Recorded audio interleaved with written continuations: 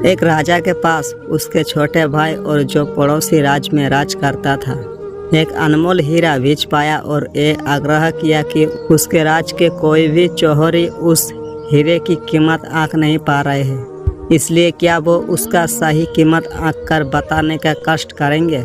हीरा देखने में बहुत ही सुंदर और बड़ा था। शायद ही किसी ने ऐसा हीरा अपने राजमहल में देखा था। राजा ने भी इसकी कीमत आंकने की बहुत कोशिश की, परंतु वो भी असफल रहा। आखिरकार उसने हीरे के असली मूल्य का पता लगाने के लिए मंत्री को ये जिम्मेदारी सौंपी।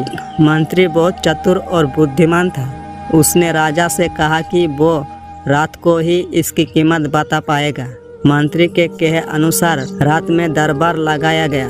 रात को मंत्री राजा के पास आया और उसने कहा, महाराज, इस हीरे का असली मूल्य तो 2 करोड़ भी नहीं है। दरबार में उपस्थित सारे लोग मंत्री की बात को सुनकर चौंक गए। राजा ने मंत्री से यह बात साबित करने को कहा।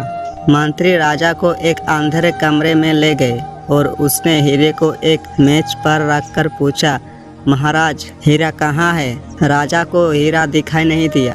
मंत्री ने राजा से विनम्र पूर्वक कहा, महाराज, हीरा तो इस मेज पर ही है, किंतु अंधेरे के कारण दिख नहीं रहा है। अगर ये असली हीरा होता तो आपको अंधेरे में भी चमकता हुआ स्पष्ट दिखाई देता, परंतु ये तो सिर्फ कांच का एक टुकड़ा है, इसलिए इसे देखने के लिए उजाला चाहिए होगा। मंत्री ने आगे कहा, असली हीरे को अंधेरे या उजाले से कोई भी फर्क नहीं पड़ता, क्योंकि वो हमेशा चमकता रहता है।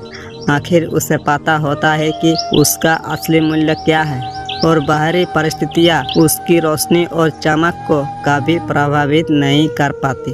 मित्र, कहानी से स्पष्ट है, हमारी जिंदगी में भी कोई बार अंधेरा छा जाता है और हम निराश होने लगते हैं, लेकिन हम ये भूल जाते हैं कि हमारा असली मूल्य चमकदार हीरे की तरह है, न कि उस कांच के टुकड़ों की तरह जो सिर्फ उजाले में चमकता है और अंधेरे में गुम हो जाता है।